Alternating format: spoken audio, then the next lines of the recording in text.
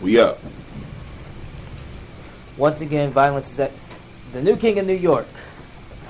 A New York rhyme story part 2. By the way, at this point, this chapter should be focusing on Fire, which is the MC. So, like, whenever y'all would hear somebody say, "I'm about ready to spit this fire," Fire MC is like just basically, I'm spitting fire to you. I'm spitting like these words. I'm making sure that these words not only burn into your soul, but they burn into your very essence. You carry the fire like a burn, basically. Once again, the violence has escalated on the streets of New York. After a brief ceasefire between the Rhyme families, the quest for money, power, and respect has come to a full circle due to the sudden retirement of Jay-Z. It's always been assumed by many that Jay-Z would be the last Don in New York, but after barely surviving a near rollout by Nas, he felt that it would be a perfect time to say goodbye. Rarely is a Don allowed to just retire. There are only two ways out of the game: death and death. That means either your career is ended or you leave in a body bag. But Jay-Z was loved and respected by Dons all over the world. He was one of them, a real hood fella, since he agreed to stay in the game as a made man. But in a lesser role, no harm would come to him.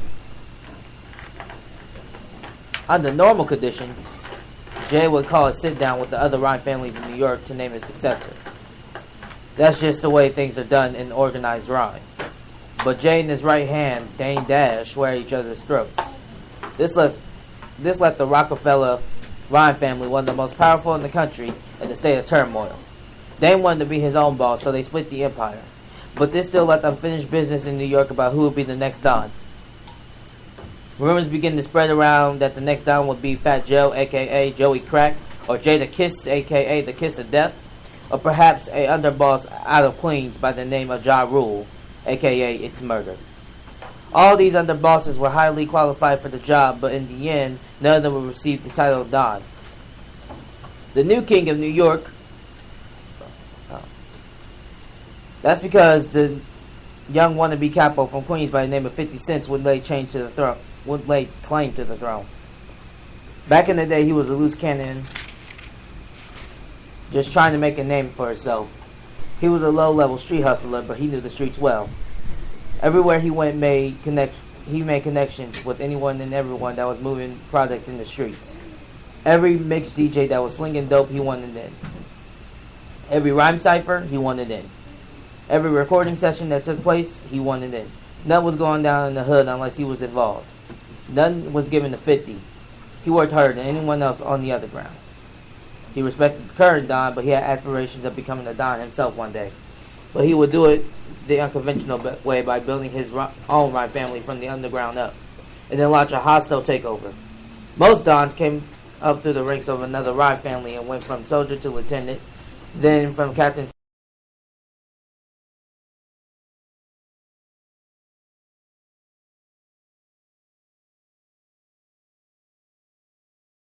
right there, and before you know it, bada bing, bada boom, he would be king. Being close to the streets gave 50 Cent an advantage not even the Don himself had. He knew what, and most importantly, who was going to be hot before it reached the masses of the people. He was able to build an alliance with all hustlers on the come up that was dissatisfied with the current Don, who they felt was getting too big for his own good, was too mainstream, and was receiving too much media coverage.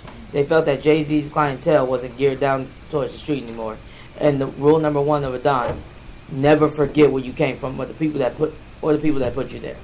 The streets was talking, and it was time for a change. 50 Cent would bring that change about. Anybody else? 50 wanted the world and everything in it. He knew that with the right team, he could go straight to the top. So he assembled a team of good fellas that he felt he could trust. His main crew was Bangum Smurf, Tony Yayo, and Lloyd Banks. In no time, he built an army of street soldiers that were ready for war. He would call his Rhyme family the genuine soldiers. The streets were talking about the new underboss of the underground, but none of the current underbosses or the Don himself seemed to notice. This didn't sit too well with 50. He knew that if he was going to be taken seriously, he would have to earn the respect of those that were running things. 50 was left with no choice but to let off a warning shot with the hit, How to Rob, which took aim at all the big wigs in the industry. Now he had their attention. From that moment on, all of the crime families were put on notice. Their time to rule was over. Even Jay-Z had to admit he liked 50's style and united his hunger. From that moment, he knew who the next Don would probably be when the time was right. He knew 50 wasn't ready just yet, but he would still have to keep a close eye on him because of his reputation. A reputation of being a tough lug that got pinched once or twice. Did a little time with the joint and one that was no nonsense when it came to getting his money in the streets. But when you let off shots at other crime families, be prepared for retaliation. As 50 sat in his car one night on the south side of Queens, shots were fired at him, hitting him 9 times. These were not warning shots. This was a hit of a different kind, one that was destined to end his life and send a message to anyone trying to cut in on the money and power of the existing crime families. Miraculously, he survived the hit, which only added to his legend of being unstoppable. Speculation began to spread that the order was carried out by the Murder Inc. family, headed by Queens underboss Ja Rule. 50 and Ja Rule had a little run-in back in the day when 50 was doing the come up. He approached Ja and tried to shake his hand. Even though 50 was well on his way to being the underboss of the underground, Ja looked down at him and saw him as a mere peasant, as if to say, come and see me if you want a job. 50 felt disrespected and vowed never to forget that day. Things would only get worse for 50. His dreams of becoming the next Don would go down the drain as he was released from the record label that he thought would take him straight to the top. But whatever doesn't kill you will only make you stronger as 50 lay. As 50 lay in the hospital bed putting the pieces of his life back together, he vowed to get revenge. Once he recovered, 50 hit the streets harder than ever, rebuilding relationships and mending fences. He hit the mixtape circuit harder than anyone had witnessed before. With a gun on his waist, a vest on his chest, and revenge on his mind, 50 was determined to get his payback. But he knew that he didn't have the muscle needed to go at his arch nemesis, Murder Inc. However, that would all change. His power moves weren't going unnoticed. A Don out of Detroit by the name of Eminem, also known as Slim Shady, arranged a sit-down with 50 to discuss possibly working together. This is not uncommon for an organized rhyme. If a Don from another state wanted to move in on the new market, he had to make alliances in that particular market. Eminem could have easily made a connection with the current Don in New York, but maybe he knew that Jay's reign would be short-lived now that 50 was back. The Don of all Dons, Dre, was also present at the sit-down to make sure that everything went smoothly. Eminem made 50 an offer that he couldn't refuse. Money, power, and connections to be the next Don in New York. Dr. Dre agreed to supply 50 with the purest uncut dope that could be found anywhere. Now the stage was set. 50 had everything that he needed to take over New York. News spread quickly of his power and connections. This didn't sit too well with the Murder Inc. Rhyme family, who had earlier issued a warning to all other Rhyme families that if they make an alliance with 50, they were making an enemy with Murder Inc. So the moment that the Aftermath Rhyme family was made an alliance with 50, they were automatically he had enough firepower to go right at Jay-Z, but he had some personal unfinished business with Ja Rule and Murder Inc. first. Say hello to the bad guy. 50 wasted no time putting out a hit on Ja Rule with Winston. A shotgun blast at Ja's reputation, street credibility, and rhyming style. The shot hit Murder Inc. kind of hard. It appeared to be over for Ja, but he would quickly launch a counterattack of his own with a shot at 50's reputation. It wasn't in song form, but he questioned whether 50 was extension or working for the feds outright. Ja claimed to have evidence in the form of an order of protection against Murder Inc. that proved to be damaging to 50's reputation as a Don. This went against the code of silence held by all Dons. They would trade hits for the next year or two, with Ja Rule getting the worst of it. It even got so bad that Eminem found himself in the line of fire. He then returned fire of his own. When all of the smoke cleared, Ja Rule was left for dead. The might of G-Unit and Aftermath together proved to be too much for Murder Inc. They were on the verge of being shut down for good. While 50 was claiming victory due to his lyrical onslaught, onslaught of Murder Inc., the Inc. claimed that it was 50 dry snitching on wax that led to their demise. Back in the day, Susie released a song called Ghetto Quran, which spoke of the shady dealings of some of the henchmen that worked for the Murder Inc. crime family. On the surface, it appears to be just a song, but the feds had assigned a special task force called the Hip Hop Police to bring down different factions of the organized crime. So it's no doubt that they were listening in. Also keeping a close eye on the situation with some of the other underbosses in New York, like Fat Joe and Jadakiss. They weren't pleased with the way 50 was running things. They accused 50 of getting too big and receiving too much media coverage. The same things that 50 accused JC of earlier. Even worse, 50 was running the city from another state. This was unprecedented in the organized crime. This didn't sit too well with the other crime family states that walked the main streets of the city every day. The streets were talking, and the other crime families agreed. That's too much power for one man to have. Shouts of, "I say we make them dead, you give me the order," that we heard from some of the most notorious MCs ready to put out the hit needed to take 50 down. But to 50's credit, he kept his ear to the street and seemed to stay 2 steps ahead of his adversaries. It was easy for him to put himself in their shoes because he was in the same position not too long ago. He continued to build his team up and brace for war. He recruited a young soldier out of Tennessee by the name of Young Buck. His street name was stronger than ever, but his biggest accusation was the pickup of West Coast gangster by the name of Gang. Gang reminded 50 a lot of himself. He was hungry and determined to make a name for himself in organized crime.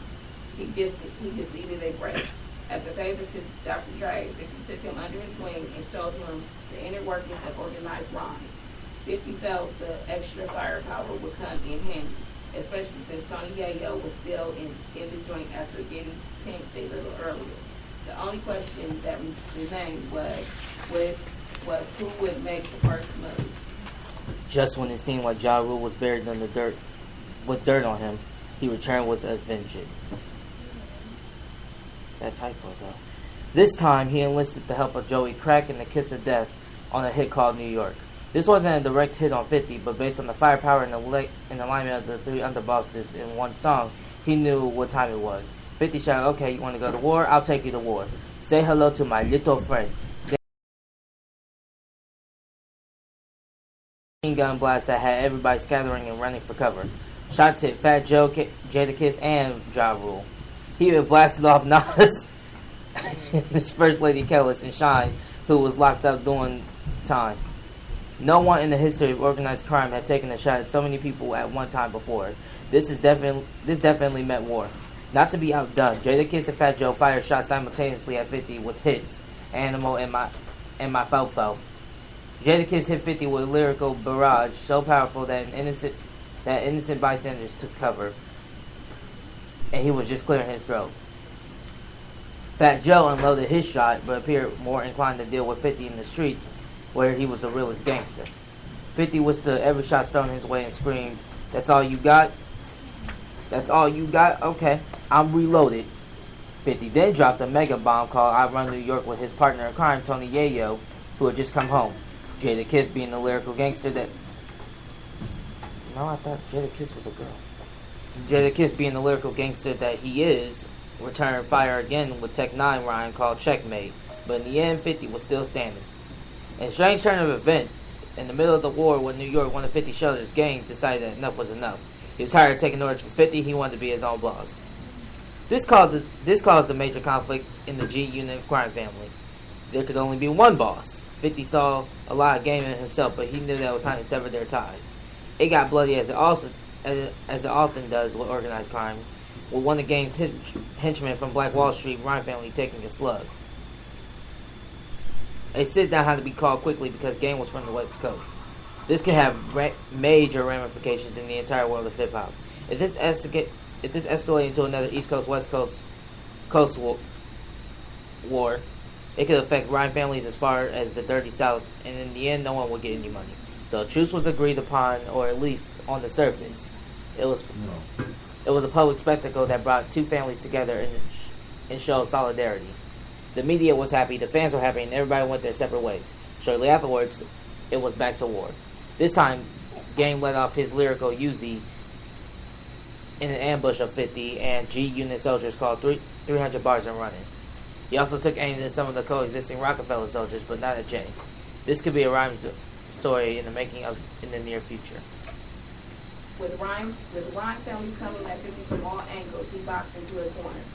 Will 50 survive, or is this the beginning of the end for the new king of New York? 50 knows that he may have won the battle, but the war is far from over. The G unit just got stronger with the addition of Mobb Deep and MOP. So can anybody stop him now? 50 is beginning to feel like he's untouchable. This means that the only way his organization can be brought down is from the inside out. But when you become a figure that's larger than life, you become a prisoner of your own success. Your paranoia keeps you isolated from the outside world and you trust no one. So who can get close enough to do the job? Perhaps the ones who put him in power in the first place. Dr. Dre and Eminem have to be fed up with 50's antics by now. Maybe it's time for them to bring him down before it's too late. In organized crime, there are seen and unseen forces at work. And when you get too big for your own good, the hit will come. It's just the nature of the business. But I'm sure that 50 is well aware that there's only two ways out of the game: death and death. So he's going to ride it until the wheels fall off. Jay-Z must feel like Don Corleone right now. He's probably saying, every time I try to get out, they keep pulling me back in. Could he be the one to restore order to organized rhyme? Or what about Nas? Rumor has it that he's ready to launch an attack on 50. Maybe two of the greatest MCs of all time who were once enemies are now conspiring together to bring an end to this madness called 50 Cent. This could get very interesting in the near future. Stay tuned for the next episode of a New York Rhyme Story. So that's the end. All right. Any questions? Any questions?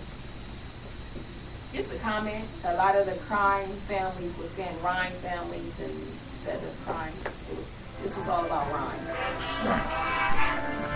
Funny that you mentioned that. And let me get to why.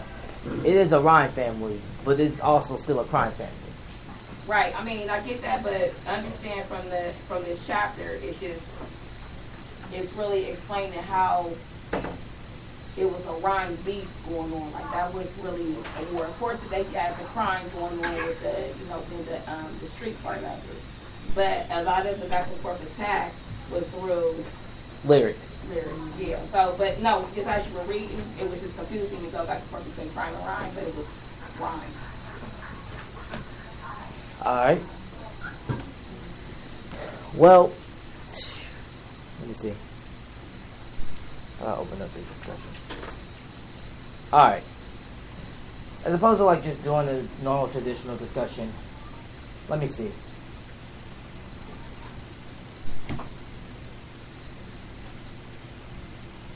Rockefeller, Murder Inc., Jay-Z, Nas. Alright.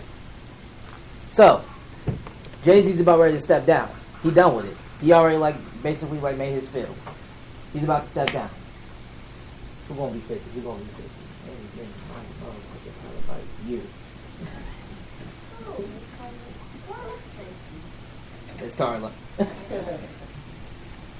Alright. So 50 Cent basically decides that they want a piece of that action. They want to be the next Don of New York City. This your faction right here. The problem is Jadakiss, Fat Joe, you know who you are. Ain't having that. So 50 Cent, what you gonna do? Alright, let me tell you what to do. I'll be 50 Cent, okay? Alright, 50 Cent, what you gonna do? They ain't having that. They're not having that. So, according to the chapter, it was all about the way he played, the way 50 Cent played his position. He played it like chess. He not only did he give a attack, but he prepared for the next event. and that's how you pay tax. You assume what the next people are gonna do. And with that, what he did was he threw it out there, but then he also put himself in a shell so that he wouldn't get brought down. You know what I'm saying? So because they're not having it, he has to always keep his eye on them. Alright. Now, Don of all Dons. I don't know. Yeah, you fit to be Jay-Z, but I'm thinking about making you Dr. Dre for a second. Nah. Dr. Dre. Eminem. Y'all come in. Y'all come in the 50s defense. Jadakiss, Fat Joe.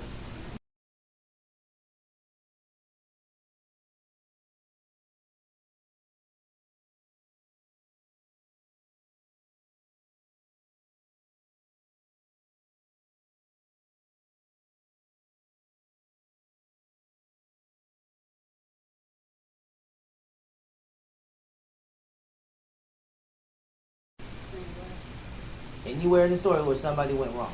Mind you, Jay-Z and Nas ain't even in it yet. They ain't at the very end. But you can see several points where people went wrong. Well, with Ja Rule, Yes. that was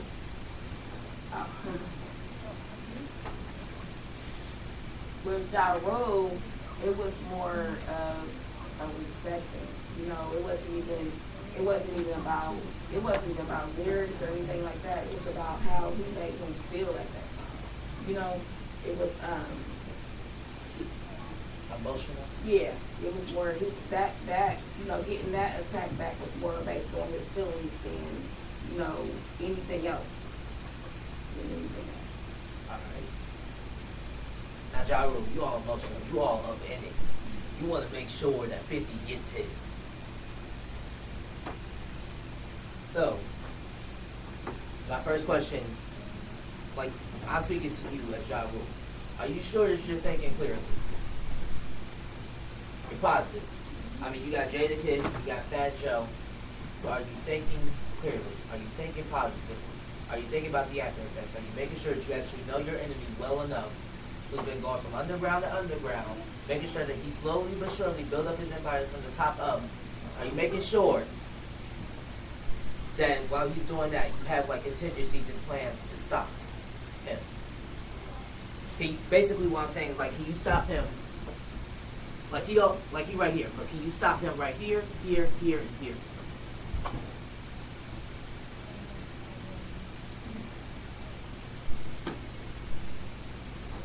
The point I'm trying to make is that right from off the bat, they tell you once Jay-Z was out, it was chaos. It was straight up chaos. Why? It was chaos because of the fact that Jay-Z was the person who held it down. He even states that people from both sides had more respect for you. 50 coming up, he had respect for you. He looked up to you, but he wanted to wait. He didn't want to take it from you. He just wanted to wait for you to get off your throne, to take the throne himself. But also part of that respecting, he wasn't like he wanted it, but he wanted to earn it. He wasn't trying to do it in a conniving way. Can I say that? Hostile But takeover. if we look at the story, he kind of did, because the first song that made him hot was about him robbing all of the rappers. I don't know if y'all remember that when 50 hit. To get the attention. You know Right. what I'm saying? To get his attention so y'all can see I'm out here. You know what Now, I'm saying? but Jay-Z did respond to him. I mean, I like Yeah, I Jay-Z. know. If you shoot me, you famous. If I shoot you, I'm brainless. That was a direct shot to 50 Cent. That was a direct shot at 50 Cent at that time. He kind of, just a little bit in the rhyme. But all right, Not yet, David. okay, I'm sorry. Remember, you out of the game for a little bit. All right, I'm just taking a break. Nas, don't worry, you coming in too. Alright. Now at this point, you deep in. It's a war. You already know that's a lyrical war. You recruit somebody. By that game. We'll have the baby beat again. Okay. I can't ask no questions to the baby, but you know, the game was a baby in the game, and yeah. So he coming up, and like basically, you see a lot of yourself in him. You like, all right, yeah, I see myself in him. Now let me ask you the same thing I asked. You know who you are. The same. Ja Rule. It's murder. Basically, are you like? Do you have your plans in place for just in case the game decides to, you know? And that's what I think. I don't think he initially did. I mean, from reading it, maybe I missed something, but he's mentoring somebody, basically, not realizing. You know what I'm saying? I don't understand it either, but how you can look at somebody and see you in them, how, you know, how hungry you were for it. They are too. How did you not kind of prepare for that coming? So. Because you at the top at this point. You already like pretty much run the entire system. Your security is basically your own power. At the end of the day, you have so much power that you actually forget that there's someone who is just like you in the foreign position looking to get that power. The whole point of being the power is that everybody's looking at you. They want to know exactly what you're going to do with the power. And usually most people, y'all can tell me I'm wrong about this, but I know deep in the back of y'all mind, y'all thinking, if I had that power, I could do so much better with it than the next person. Another thing, That's too. dope, boy. Yeah, That's yeah, some insight. right. Go ahead, Prophet. This is Prophet, y'all. Go ahead. Another thing too is, I guess that would also be a double standard to be a mentor to somebody and think that they could possibly shut me down. How could I be a full mentor to them, thinking that they could come and get me? Now, in ancient stories, what masters used to do, because that's a major concern, masters will always hold back. They call it one technique. I'll show you everything, right? So when you come at me, I got that one thing left in reserve. Because the last lesson that a master would give a person when he released them, or a mentor, is here. Here's your scroll. Now you got to come up with your secret technique. You know what I'm saying?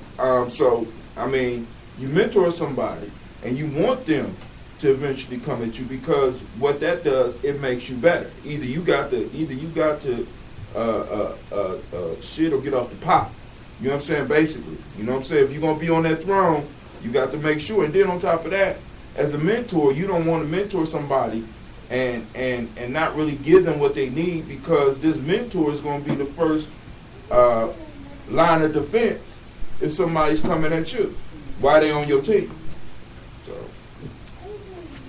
But my point is basically like, when you look at the power structure itself, the whole reason why this even started is because of the fact that they felt that 50 Cent was actually like really immature with the power that he had. The power that he had acquired, the influence that basically he had over the people that he was ruling over New York. Mind you, this is New York. New York itself is like called the Empire State for a reason. So, of course, Jadakiss, Fat Joe, you know who you are, decided like, I don't think 50 should actually have this power. So, y'all think that y'all could do better with the power? Let me ask you something. Jadakiss, what would you have done with the power? I'll let you think about that. Fat Joe, what would you have done with the power? you said before. I'll let you think about that. You know who you are. Okay, Ja Rule, what would you have done with that power? Because remember, you only in it for the emotional level at first. So if you had gotten the power that 50 had, what would you have done with it? Alright, now let's stop the role play for a second.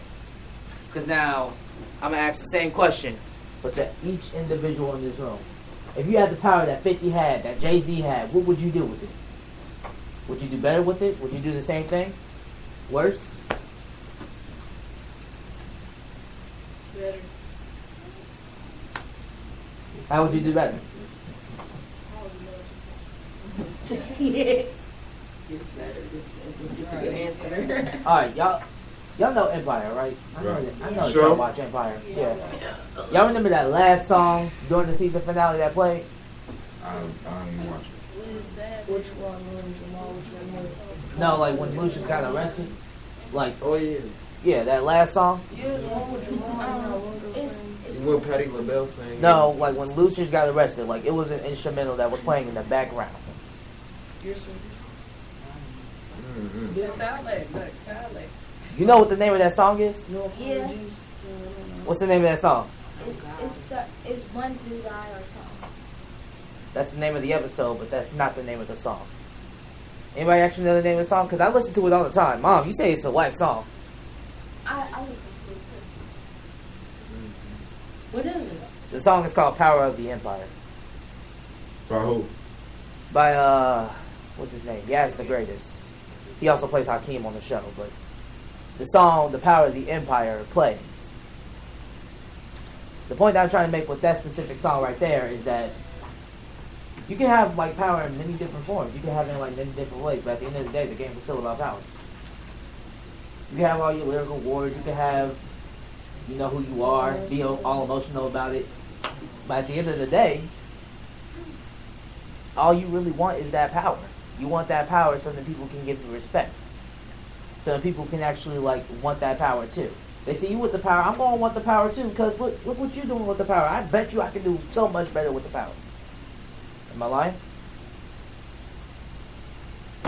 Alright, get back into role play. So 50. You already like made your arrangements. I must say I like running things from a different state too. Alright, fine, you and me now. But why do you like You're 50. running it from a I mean, that especially when you talk about power. If I can be somewhere else and run things, then I must be code for it. You know, this just when we talking about power, you know, I don't have to be there and things still go how I want it. That's power. You know what I'm saying? That is admirable to me. But Y'all ready for a little trick? Y'all ready? You don't hold the power. You don't hold the power. He still holds the power. He's gone. He's vacant. Yes. But his influence is still his power. He still has influence. so enough. I'm even okay. So because they exist, I'm still not what the top person. But you But eating. I mean, exactly. But you a face, but you're I- not a legend. Okay. You the face. But at this They moment, see you, okay. but you're not the legend. Okay, but at this moment, though, like, you know, if we were back here and all that, at this moment, I am a factor. At one point, when I started out, they played me like I was a non-factor. I am a factor now. You know what I'm saying? Where I am looked at. People are wondering what it is. I'm not a legend, but I'm affecting people around me. You're right. You are affecting people. But your power is nothing compared to the power that he left. The power that he still has. Forget the power But I that ain't he mad, left. I The got power that he some, still though. has. I got some. At one point, You got I your had power. none. I had none. All I wanted was to come. All I wanted was the chance to come up. I know, but like, there's a difference between having power like this and then having power like this. You never said nothing about the difference between the levels of power. I did. Legend versus face. Legend versus face. That's the difference between levels of power. You can be a face, Squeezing in and stop but you'll never be a legend. But you know what? To his analogy, if you think back, with the exception of the dogs, how many people know who Jadakiss is? How many of you know who Jadakiss is? One of the coldest that ever done it. Oh man. How many people know who Ja Rule is? He was murdered. How many people know who Fat Joe is? How many people know who Dr. Dre is? Oh no. How many people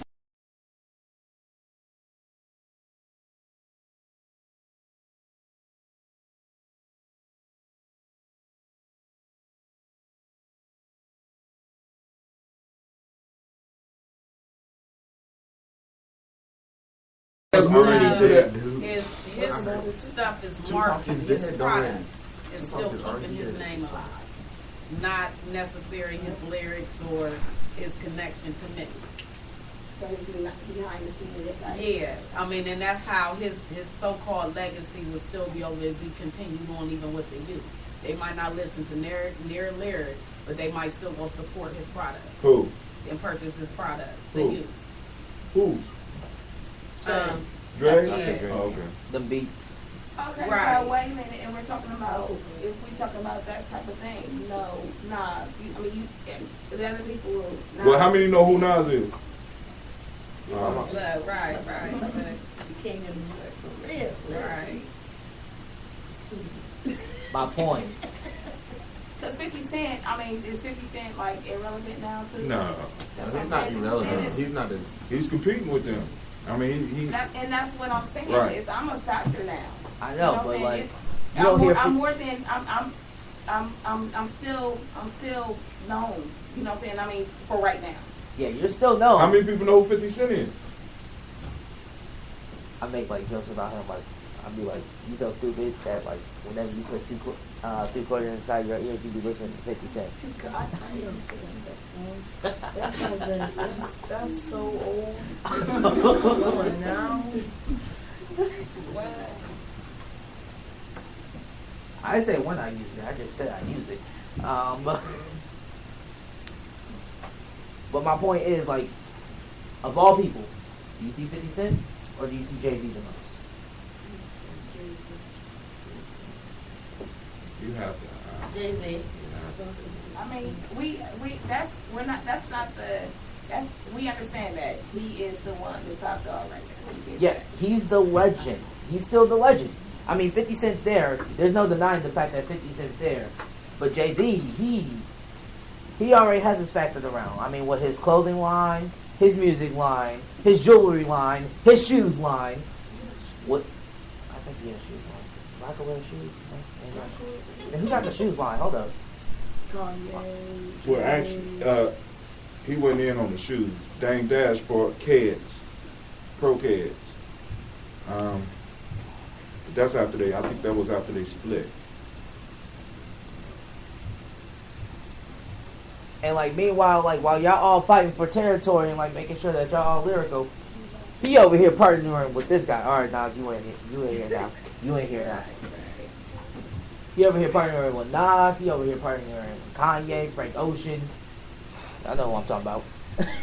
Y'all know exactly what song I'm talking about. Don't even. You got something you want to say? I was very intrigued though. You had your hand up there. Don't be shy. I'm trying to make this as fun and as intimate as possible. So you guys have to say this.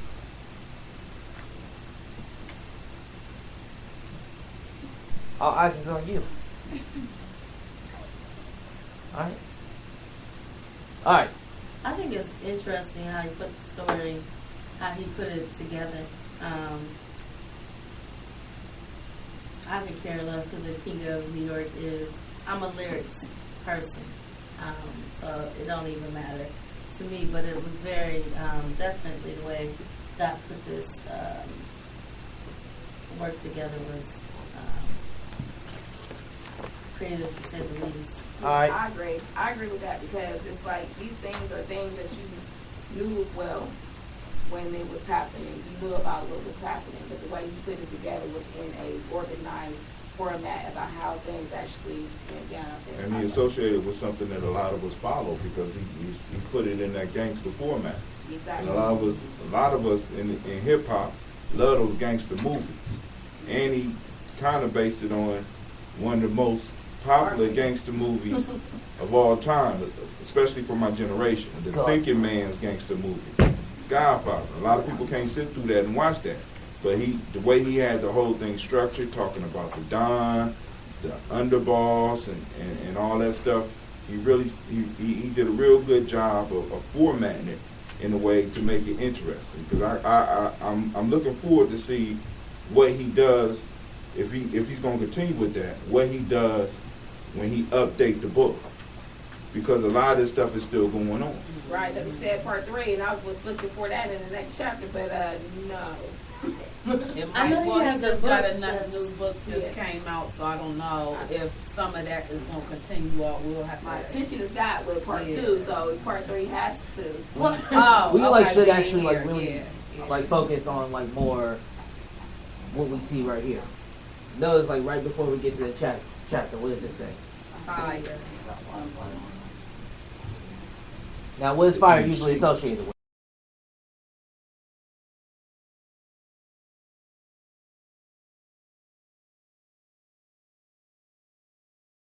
Word.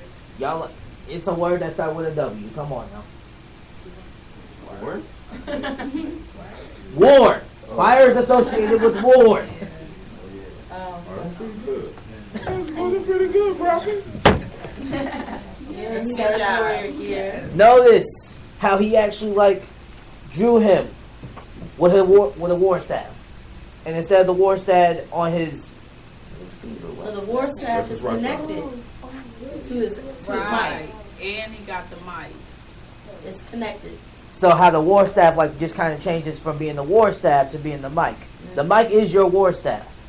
If I'm spinning the lyric that's basically saying, "Hey yo, Jada Kiss can kiss my fist," by any chance, that's that war staff right there. If I'm over here saying, "Fat Joe ain't got the flow," that's my war staff right there. If I'm over here saying, "Yo, 50 is looking kind of nifty," that's definitely my war staff right there. That's exactly what was going on. You see the war staff, but as opposed to the war staff, it was just a mic. The whole point of this, like being right here, placed specifically outside of chapter 25 on page 156. For those of you listening at home who actually has the book, probably.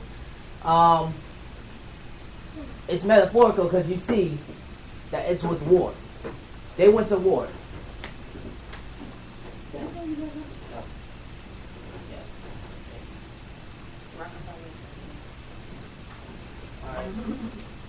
Y'all gone right now. Alright. If I got like 50 basically going over here with Jada Kiss, Fat Joe, you know who you are. I cannot remember his name for the life of me. Ja Rule. Yeah, that guy. Basically that's your war staff right there. Y'all going to war with mics. It's like a rap battle, but as opposed to like you just like standing on the stage and rap battling, y'all just like spitting out albums. It's economic, it's lyrical, and at the end of the day, it's respect. It's still all about that power. I just want to add one thing. I don't know if you guys listen to the Breakfast Club. Oh, I was gonna bring it Yeah, up. with Dame Dash. Did Y'all heard it? did you get to see that one? I didn't hear the announcement. Oh, you gotta listen to it. The interview. Yeah, it's an interview that. So you want to segue into the interview? Huh? We about to hit the Dame Dash interview. You have to see that someone who wouldn't know the history of Dame Dash wouldn't understand why he was, I would say, somewhat attacking or at least agitating Just say brash. and brash with the interviewers on the Breakfast Club. Reading this will give you certainly some insight as to how he was able to say the things he did to the interviewers. And if you haven't seen it, you got to check it out. It's the Breakfast Club, and it's the interview with Dame Dash. And it went about an hour and a half. It was real good. And he talked about the whole boss thing. He talked about the economics in his own way. He was very brash about it, and I was actually impressed. I was very impressed. But they mentioned him a little bit in this book. But a lot of the battle started because, in a sense, Jay-Z left a vacuum. And that gave people room to finally come in and start battling for who was going to be on the throne. But, and I mean, one of the reasons I love the movie The Godfather, because you can really look at that and you can apply that to life, or you can apply that to different situations. Because when, those of you that watch the movie, there's a part where Vito Corleone is shot. And the reason that he is shot and taken out the game is so that other parties can start growing. Just like this whole situation. You remove that Don, now other people want to try to fill that vacuum. Other people want to come in and take over that shine or what you call it, the respect. Get that respect Get the that they power. feel that they deserve. All right. Now here's the really, really, really tricky part. And I love like how he did this. All right. So your attention's focused on them. Their attention's focused on you. Here's the big question. What's he doing?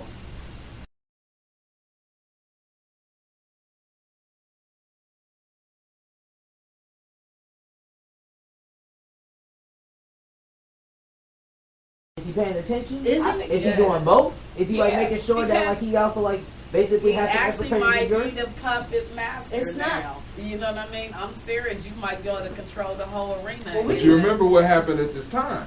Okay. Because this is when he got ether. So at this Okay. time, he was Yeah, kind of like, yeah. you know, because he had put out that one track.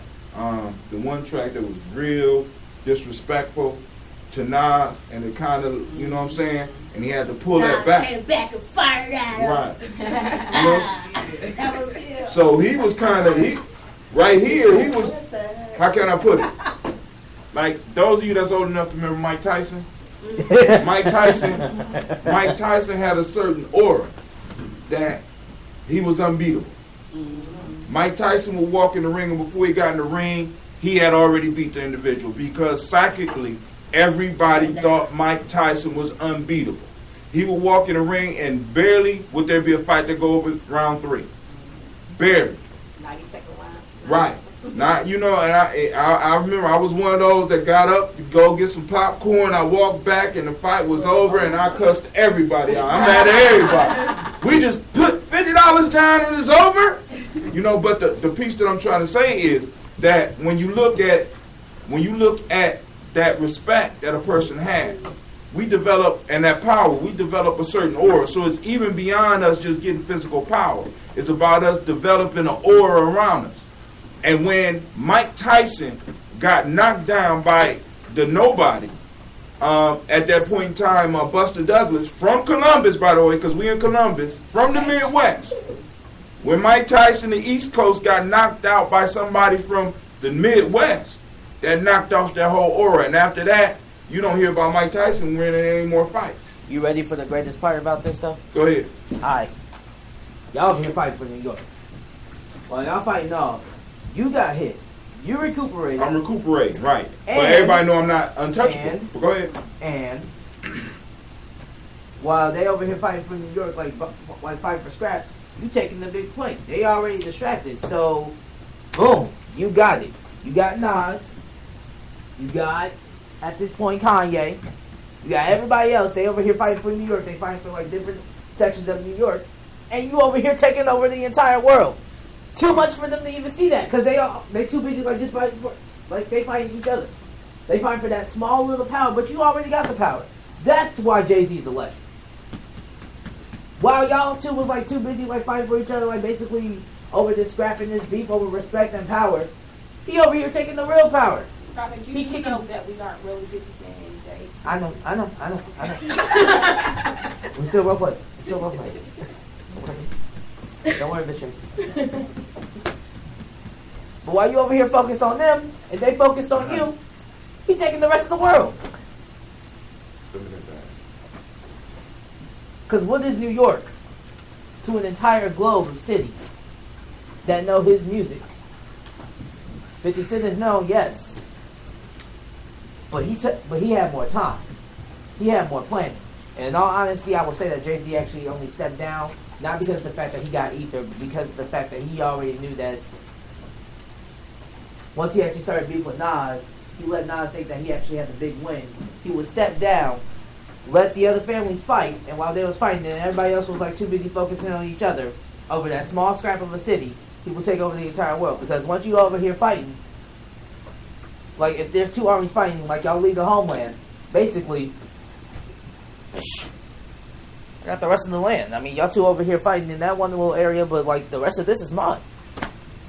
I'll just take it. Y'all come home and sorry, I took your land, your empire. Nothing you can do. Rome, Greece, in some cases America, Egypt. Can somebody like tell me I'm wrong? Egypt. Egypt, yeah, but the other ones, yeah, you dead on. They spread themselves out too thin, and eventually collapsed. Well, and America hasn't hit that point yet, but we're moving fastly towards it. I'm not talking about like spreading themselves out. I'm just like saying like right after like another country spreads itself out, they come in and take it. Mm-hmm. Right after another country like basically has that little turmoil. You have like one party and then afterwards you have another party that's having like too much time spending fighting with each other to the point like where you actually take your defenses from the outside and make sure that this inner conflict is handled. Then the outside party can easily take everything else that you once formerly had. Therefore effectively taking your bases and creating their own empire. Now we need to move to the Vedic man. Go ahead, Prophet. Go ahead, Prophet. Also,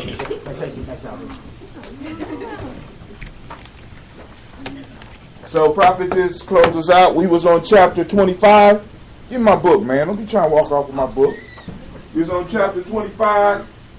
Hip Hop Decoded. Thank you, Prophet. That was excellent, bro. Yes, thank you. how many people were actually like confused at first?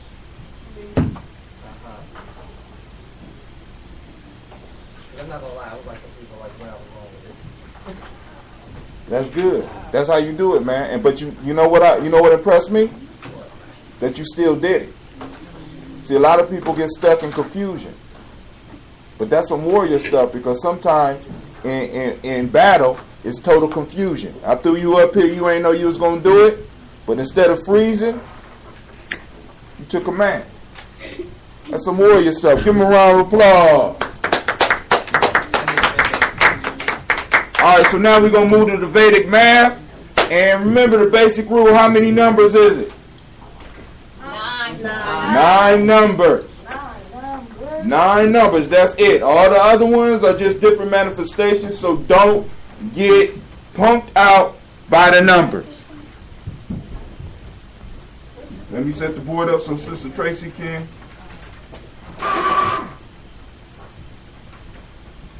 That's what the shot is.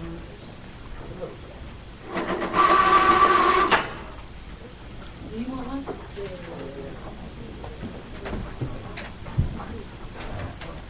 I'm gonna go run off a few more. Did you get the sheets that I put up here? All right.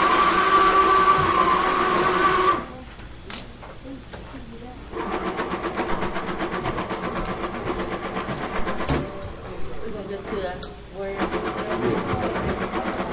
What?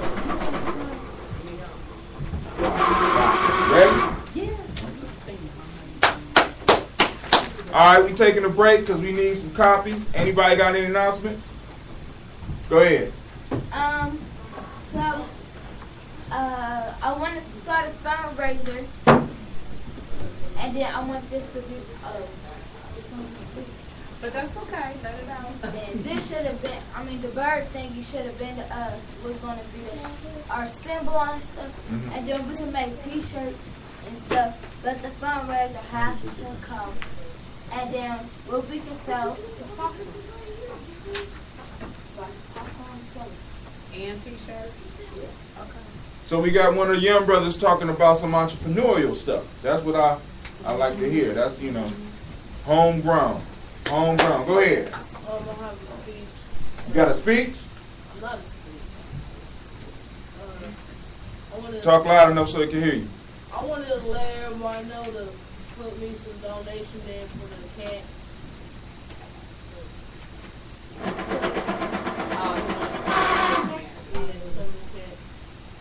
Okay. Miss Tracy, your mom, right? Oh, that's your aunt? All right, because now we need to hook you up with Deshaun so that we can start. So we'll work it out. We'll work it out. But it's definitely possible. So right now, we're raising funds for December camp, but we also got a camping trip coming up in May. And is it May? Yes. May 29th. May 29th through the 31st. I honestly believe the camping trip could be a fundraiser, but my little brother said that's insane. But we'll see. I don't know. Oh, well, and if it's don't raise no funds, at least we're gonna have a good time. I'm gonna have a good time. I don't know about y'all. So whenever I go out to the woods, I have a good time. So we're about to move to the math. I don't know, Sister Tracy just disappeared on me again. I'm ready. It's warming up, so I'm gonna need Bink or Takis to go pick it up. Tracy or Takis. What we're gonna be looking at. Well, are we still on a break? It's got empty in here. What we're going to be looking at today is doubling and halving. Doubling and halving. Let's talk about what we discussed already. We went over completing the whole. Do anybody remember what completing the whole is? First of all, what's a whole? Do anybody know what a whole is? Even number ended? No?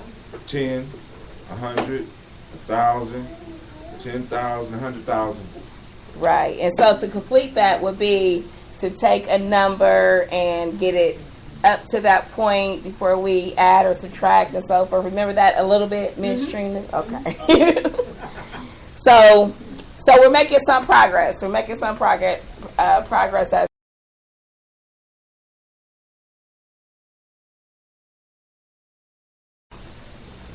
when we double a number, that's either adding it twice or multiplying it by 2. So if we have a number such as Here you go. Just give it a second. Okay. If we have a number such as 2, to double that will make it what? 4. A number such as 8, to double that, that'll make it what? 16. Right. So that's adding it twice or multiplying it by 2. So according to what we have so far with our worksheet, we have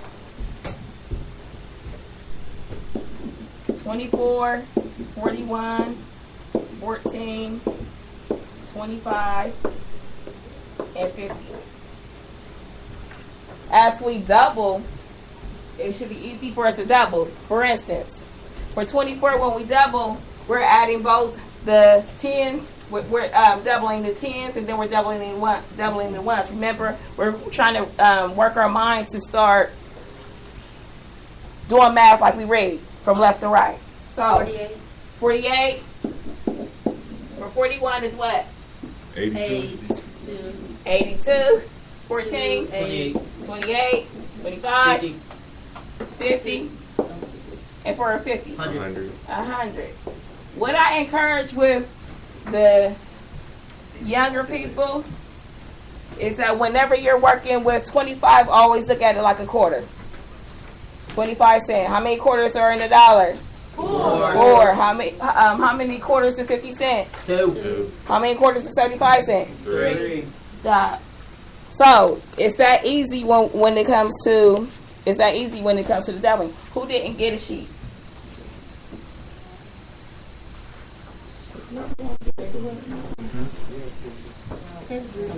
I need a sheet. They're coming. Where's your sheet? You go get a sheet. I got a thing.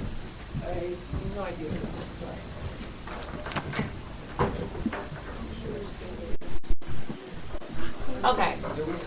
So those were easy numbers. All we did was just double each number, right? We double each number. So now what we're going to do is we're going to see how easy it is to also double the bigger numbers. If you have a number such as 67,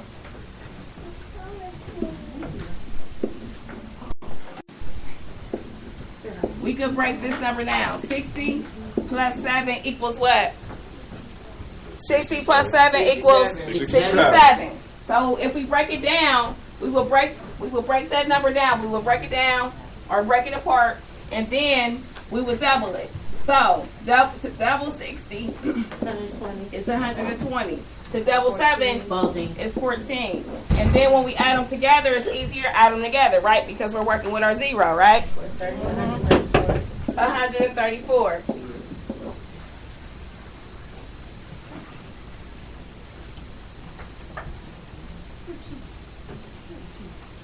We also have to keep in mind if we were working with the number such as 670, we will leave the zero alone as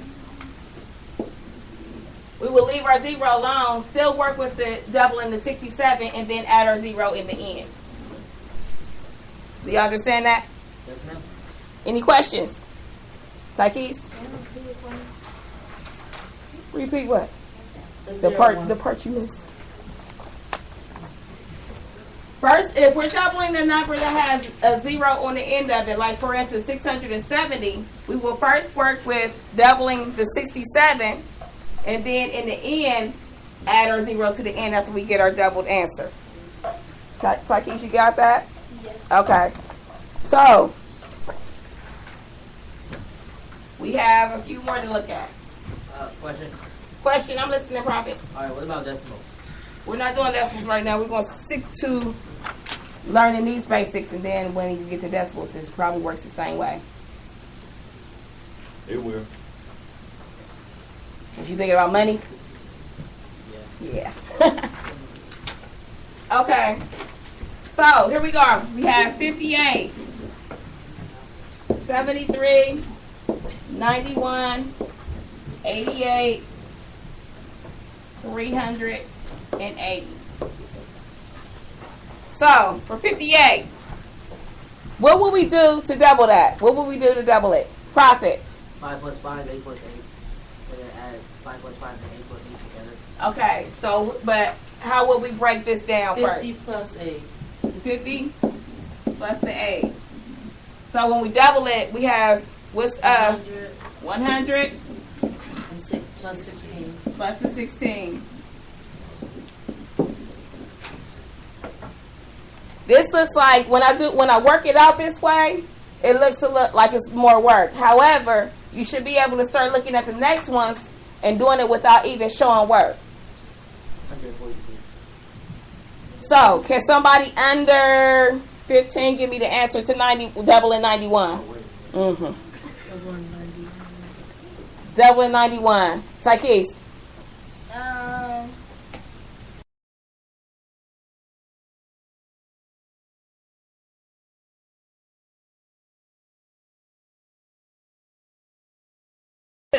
Y. 90 plus 1. 180. 2. Good job. How old are you? 10. 10. Good job, 10. So, who can do profit? 88. 176. Because 80 plus 80 is 160. 8 plus 8 is 16. 176. What about 380? Who can do the 380? Clay. 760.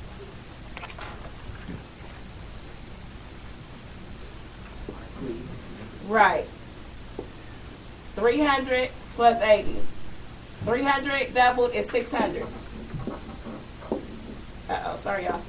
80 doubled is 160. Equals 760. Good job. Wait a minute. I thought you said take that 0 off when it's at the end. Yes, but it still worked the same way. Let me do it the way I said it the first time. Zero's like that one number where it means nothing, but it means nothing. Right. So, 38. 38. 30. Plus 8.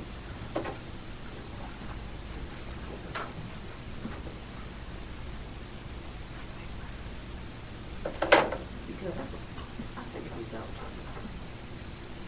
And she specifically said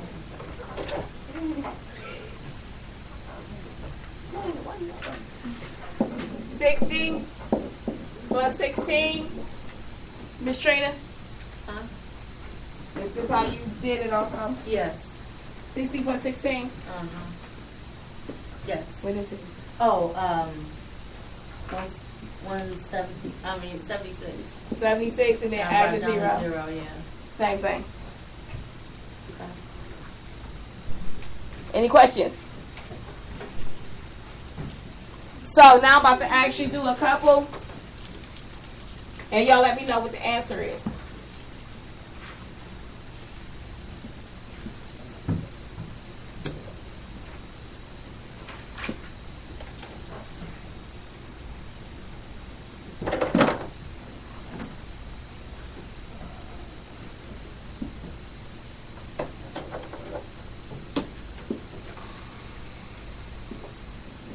$85. 170.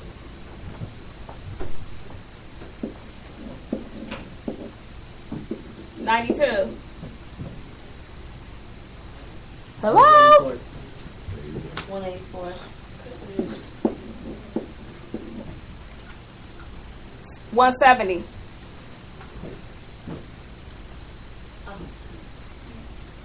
No, don't carry the one. 17 plus 17. Oh, wait, yeah. 340.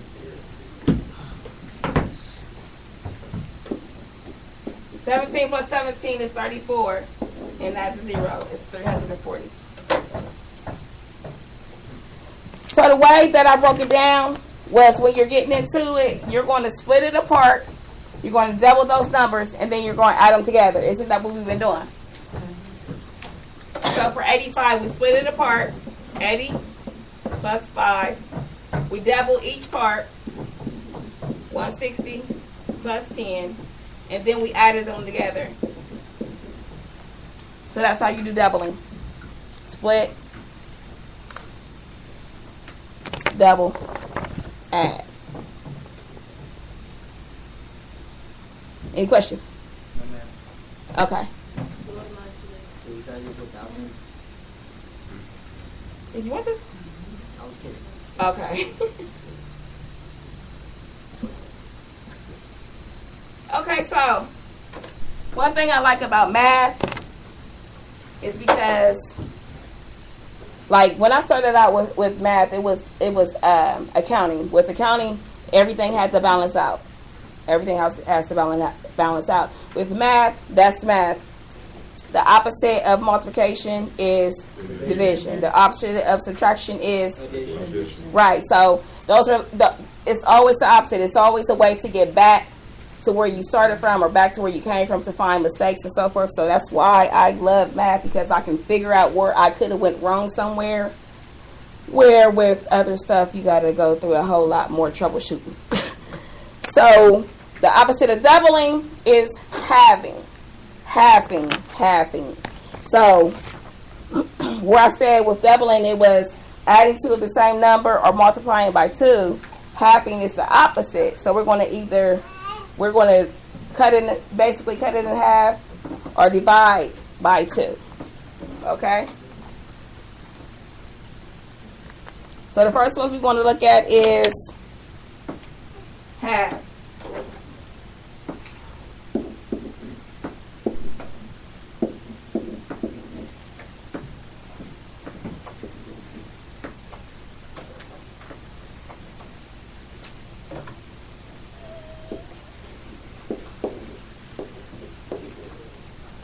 Okay, half of 10. 5.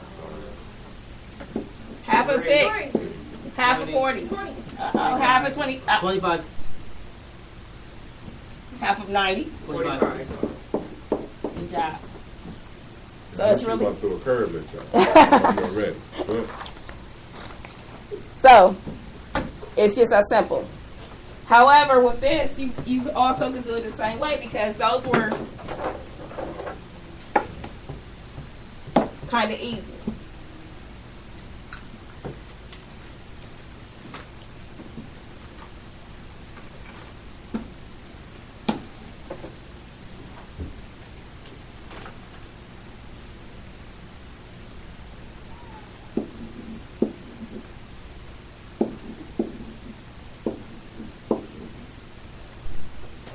To find the half of these, it'll be a little bit more difficult because they get a little bit more complex. So we will do it the same way. We will split it apart. You have the 30 plus the 8. Isn't it easy to break these down, right? Right. So half of 30. 15. Half of 8. 4. 15 plus 4. I think. Wait. How old I will be in a couple of years. 19. Same way. 76. 70 plus 6. 76. Half of 70. 35. 30. Half of 6. Half of 76. 38. 38.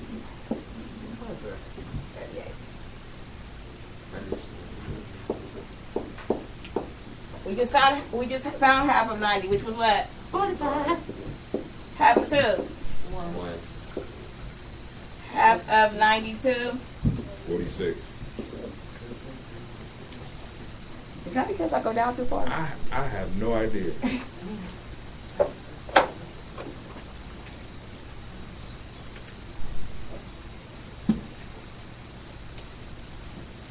So it works the same way. It's just opposite. You're going to follow the same steps. You're going to split it apart. You're going to break it in half, and then you're going to add. So let's look at half of 164. 82. Half of 820. 410. Half of 216.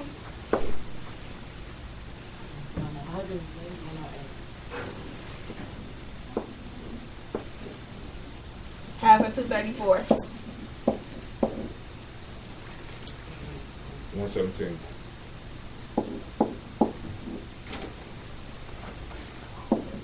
Profit, half of 1,234. That's you, Prophet. All you, man. You can have it.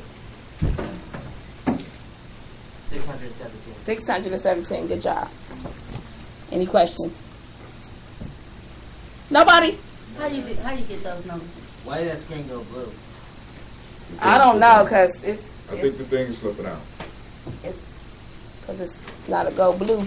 I don't have it.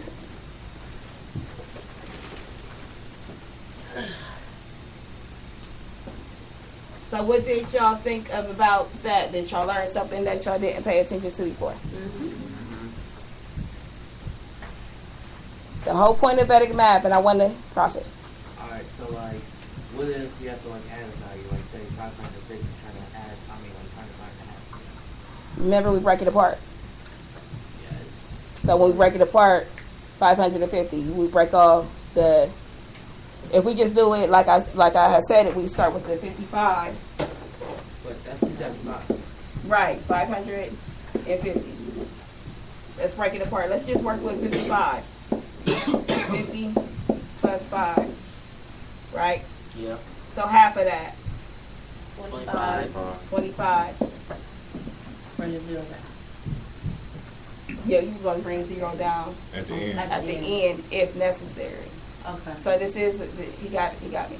No, well, he ain't even. Separate the 550. Because when we're halving, you can't, it's hard to halve with uneven numbers. Okay, 500 plus 50. 50. Okay, 250. 25.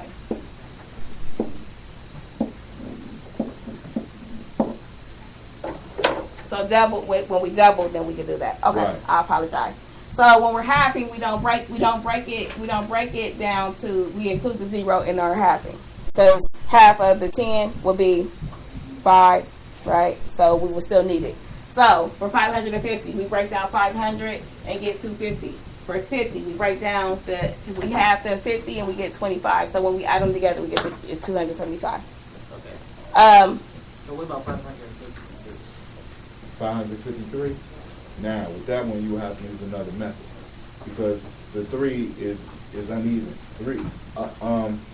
Odd numbers don't split down the middle. They do, but not where we can do it quickly like this. right, because that's So when we're for going to this- get into your decimals that you wanted to get into. Right? Because you knew that when you asked. So, it shouldn't be. I apologize if it is. So what I want to say is with the Vedic math, I want to keep reminding you that if you get to practicing the Vedic math, you'll start sharpening up your mental so that you can do your math in your head. That way, when you work with numbers or you need to use math, like some of us have to do, like on a daily basis in school, in life too. But in school, then you can get it to a point where you can work with it before you actually need a calculator. So that is helpful, because the way the tests are, and I gotta keep saying it, the way they're setting the test up for the Common Core is you have to know something before you start trying to work with it. You have to get to a point where you know this much already, so then I need to go ahead and work on paper with this much, because it is the way it is. You have to have the right answer first, or before you go to the next step, and the next step, or the whole answer will be wrong. That's how it's actually set up. Any questions? I got it.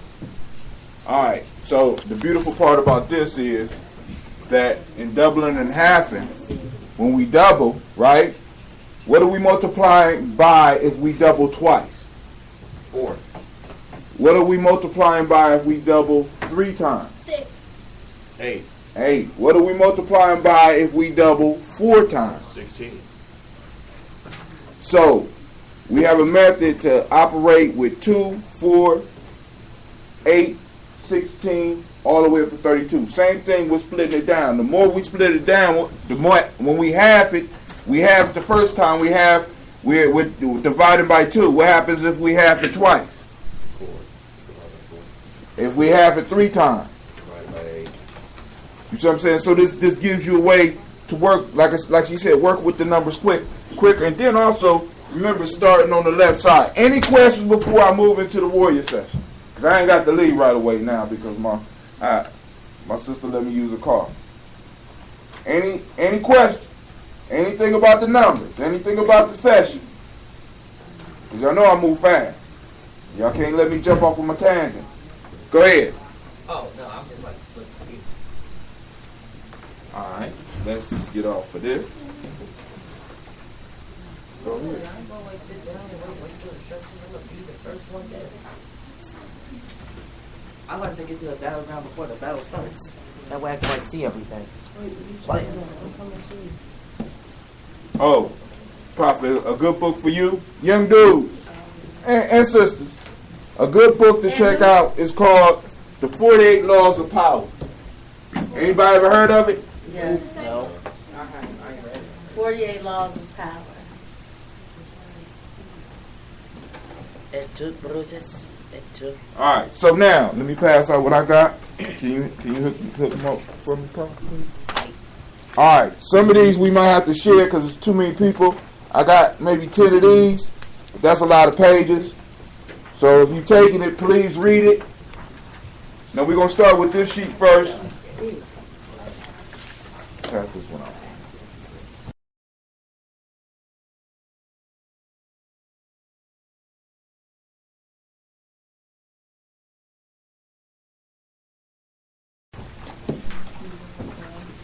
The warrior training, if I get the device to work. Come on.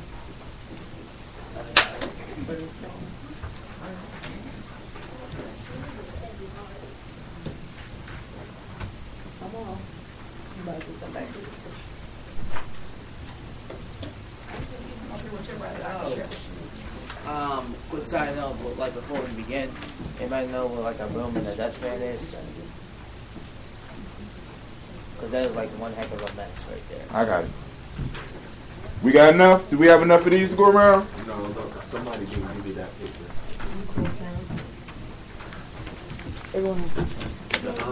No, that paper. Oh, you didn't actually. You gave one to my mom.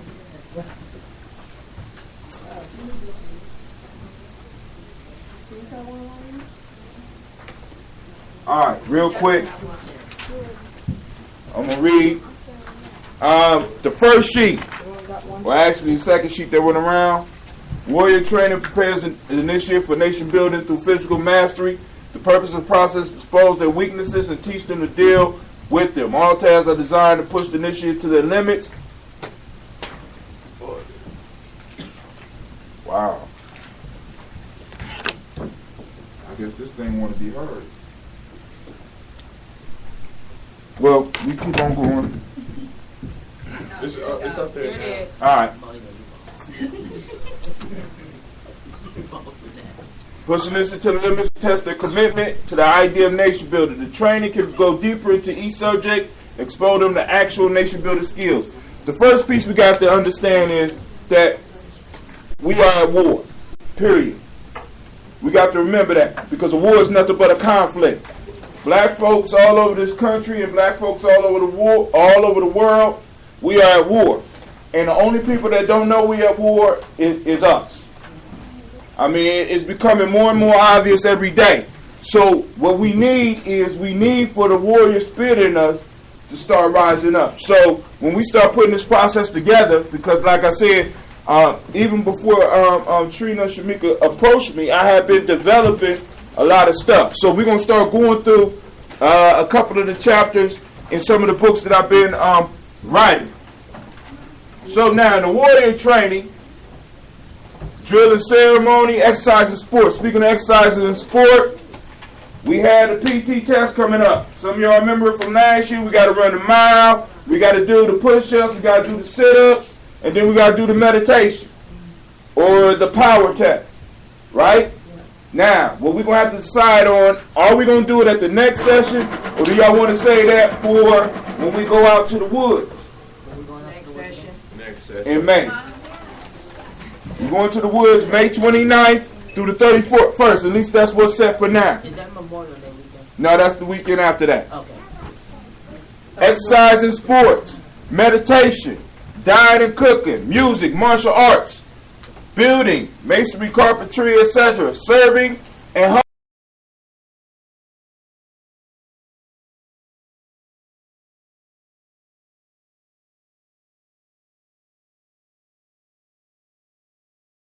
Environment that we are providing everything. We're providing the food. We're building the village. The brothers are putting up the tents. We out in the woods and we getting that reality therapy because all the stuff out here in the world is not reality. It's basically like we're caught up in the matrix and we're dealing with a lot of things that really when it comes down to it, none of us is going to lay on our deathbed and be like, I wish I could have just one more day at work. I wish I had one more day in class. Right? So we need to be able to deal with those realities. Discussion and debate, which we do here. Now, this is the piece. While we going through these sessions, if you hear something that you do not agree with, the challenge for you is to be bold and brave enough to speak up. Because we have to be able to engage in debate and discussion. All right?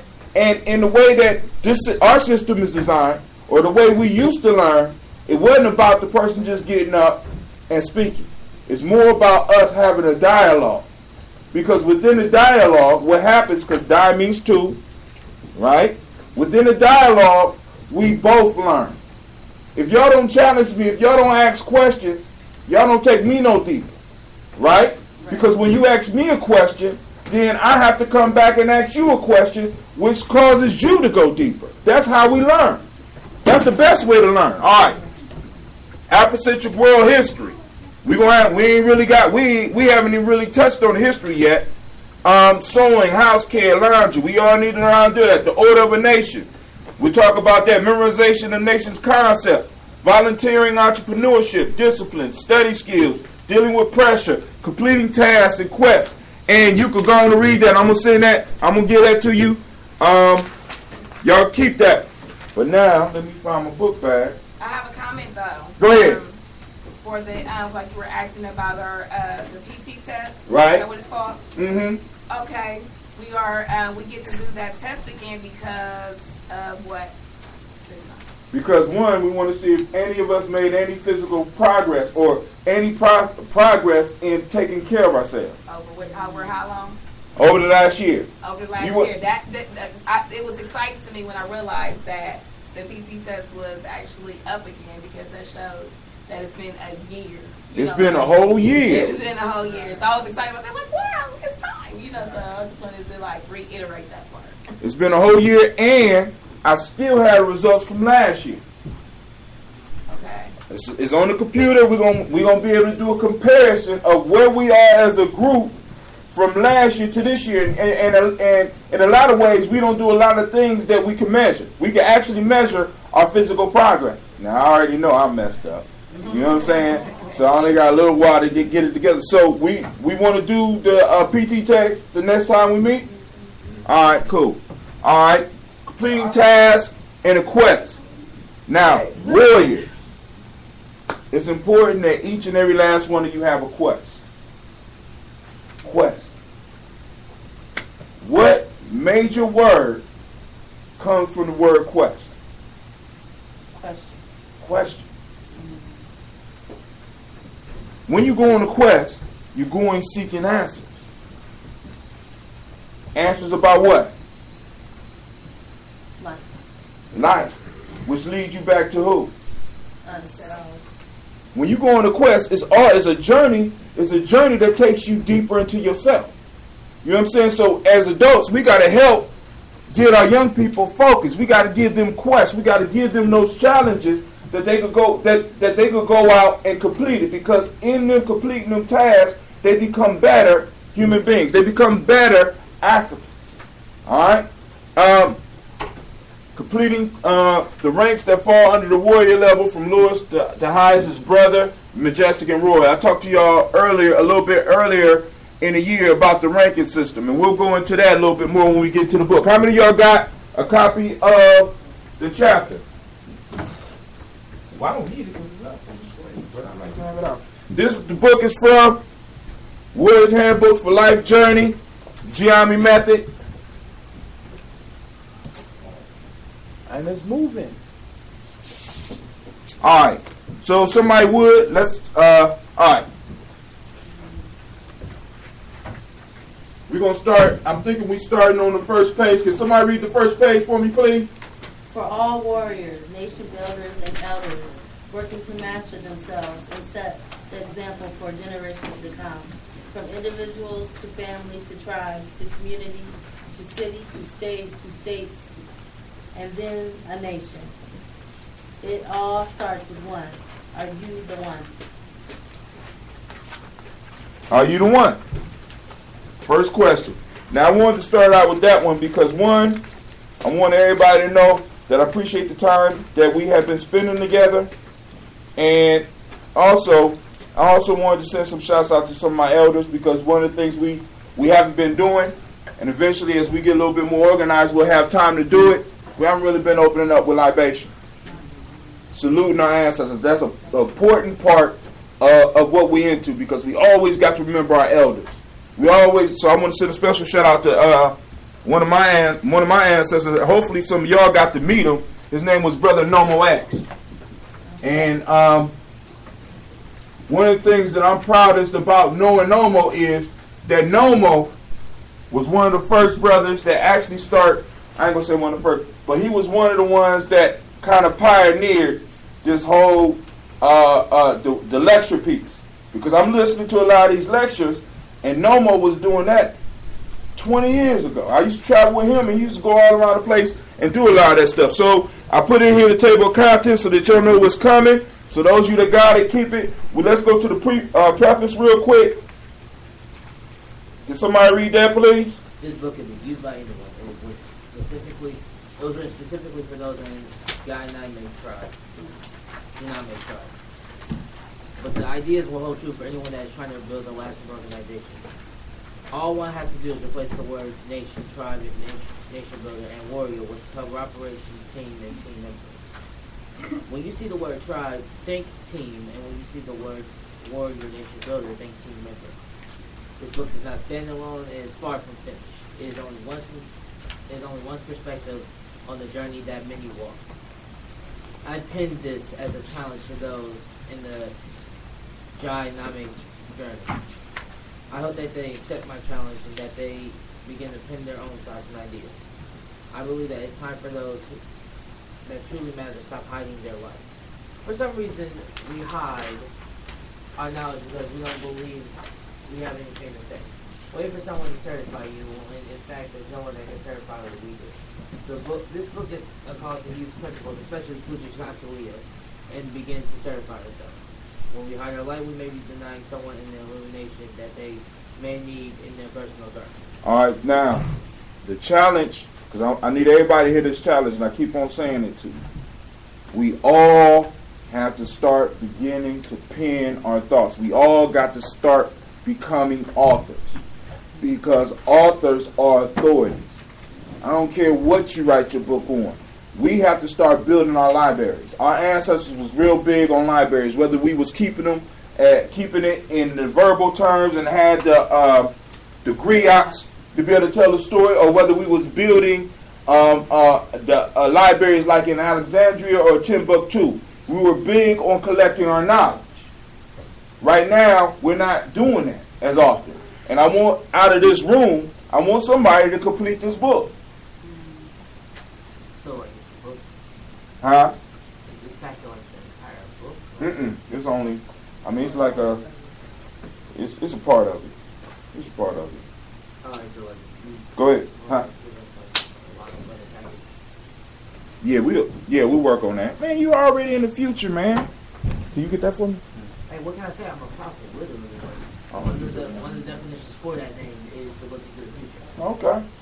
Look in the future and get me a lottery ticket number, man. Alright. Now just check. And the day. 36. But yo, I'm glad you brought up the name piece, because one, that's a whole part that we're gonna, because we kind of discussed it with the names before when we broke down the name. But each and every last one of, we got to be clear on what our names means, and we got to walk in it. And part of that is, like I said, building up the confidence to be able to pen those ideas, pen those thoughts. Each and every last one of us, in some form or fashion, has some expertise, or is moving towards some expertise or some mastery at some level. And by us not sharing that, we're robbing the world. You know what I'm saying? If you really love your people, you need to start penning your thoughts. Go ahead. So, question: are we actually robbing the world, or is the world robbing us? Is you robbing the world because you're sitting on the knowledge. You're doing the greatest harm, because you never know. It might not be nobody in this room that might need to hear the words of prophet. It might be somebody in St. Louis, Missouri. That your words, because you pinned them down, or because you were speaking up here and was bold enough to do it, your words might affect them. And you might have been put on this planet, for all you know, to affect somebody else. We have to understand, it's like our lives are like rocks being thrown, like the Creator threw us into the ocean of life. And as soon as we was born, the ripple effects start going out. When you hide your information, when you're not putting your stuff down, when you're not speaking your thoughts, when you're not doing what you was born here to do, you're preventing other ripples from going out. So now, who are you? So who's being robbed? The world or you? You're robbing the world. You may have the answer for our people pent up in you. I was actually going to say that. I mean, I would agree with you, and afterwards I would say that it actually goes both ways. Okay. Because, yes, I can like throw out the ripples, but remember, ripples can also be blocked. Now, but wait. Now, have you ever seen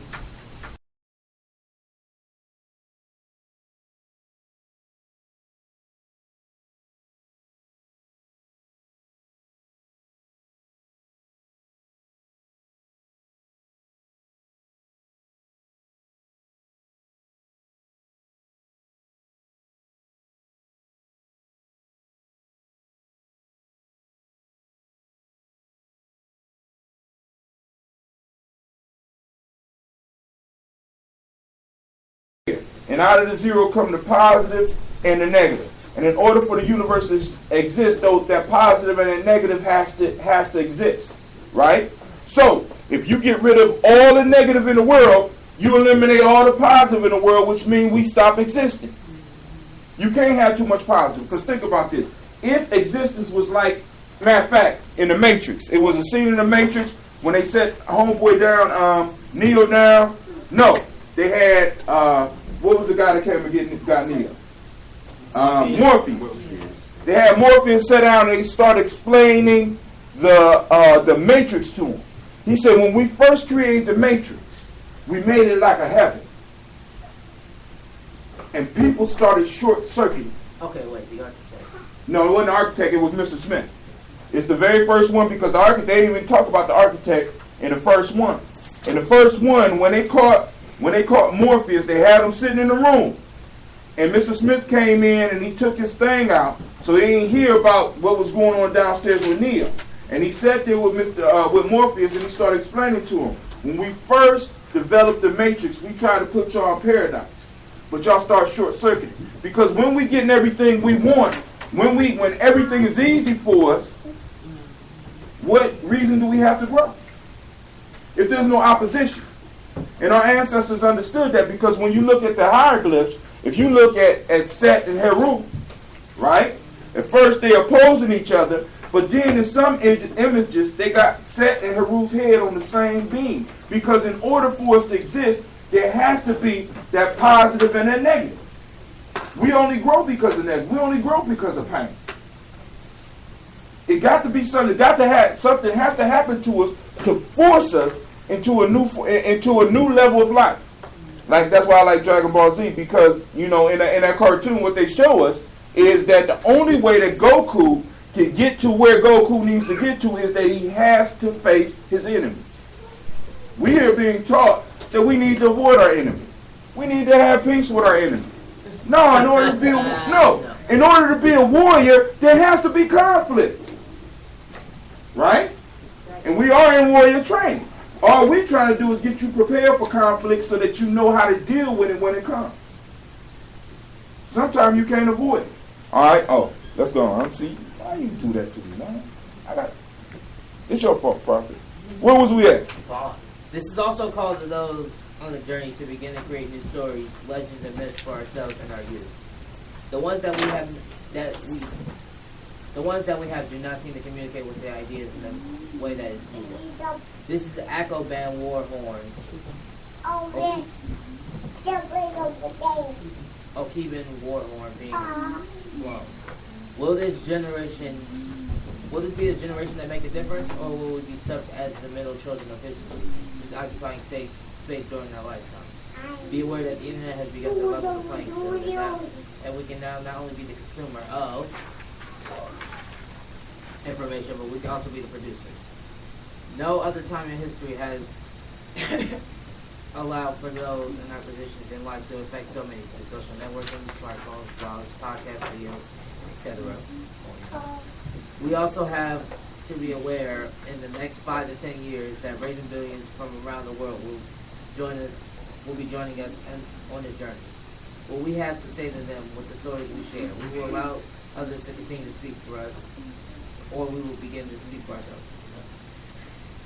Please understand that this book may seem specific, but in fact it's a weapon of mass creation that I am launching. And the question is, what will we do with it? Questions, comments? It's a good preface. Huh? I like your quote, it's weapon of mass creation. Yeah, I stole that. But that's all right. All of it. That's all right. And one of the major pieces that I want to address through this book and through the other stuff, because my specialty is myths, folk tales, and stories. I love those because I consider them crystallized wisdom. But I do understand that for the time we are in, we need to be creating new stories. Because these old stories are not touching our youth. The Jesus story don't touch our youth. I mean, really. I mean, when it comes down to it, really don't touch them. You know what I'm saying? In some cases, go ahead. There's so many things wrong with that story. It's not even funny. But there's a lot of things right with it. But the lessons that you get from it, yes. But there's so many things wrong with that story that people are actually like waking up and like trying to figure out like, wait, whoa, hold up, wait. When did this happen? Because like the story is supposed to be told in a sequence and it's supposed to be a chronicle. But there's so many things that's wrong with that story that it's just like it like just like kind of takes away from the moral because people are looking more at the storyline and like trying to figure out what actually happened. Because what you're getting to is the thing that we're going through. We have people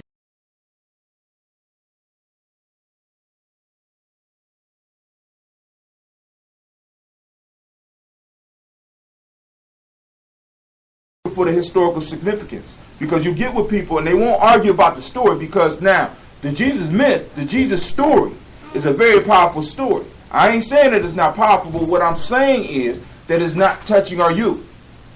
One of the stories that we might need may be sitting in this room, hiding in somebody in this room. Because myths throughout time have set the standard for where a people would go. When we look at our ancient stories, when we look at what the griot's job was, their job was to form the mind state of the people. What's forming the mind state of our people right now? TV, which is what? I mean, what, you know, It's entertainment. And it's what's entertainment? Yeah. Reality TV shows. It's all about story. The news, because even in news, they say the next story is. Right. You know what I'm saying? You look at Empire. Empire is a story. You know what I'm saying? You look at even the reality TV shows. They cut those and make those fit into a storyline. We are surrounded by stories, but we're not telling them. When the people give up when the people give up their ability to create stories, they become slaves to other people's stories. And you know, in other people's stories, you're usually the bad guy. You're usually the one that loses. How many of y'all would write a story about yourself and you're the lead character, and at the end of the story, you would be the loser? You gonna be a loser in your own story? Just to spice things up, because there have been stories where, like, I mean, I'm not gonna lie, like, usually, like, if someone actually has, like, a happy ending at the end of the story, I do not consider that, like, realistic. Like, I'd rather have, like, more of a realistic ending where I don't win, but I do win. Like, I at least have my life, but I didn't actually win this, or that. Like, for me, it would have to be some type of significant amount of loss. And then if I decide to, like, do a next story, then that would be, like, me recuperating over that loss. But you won.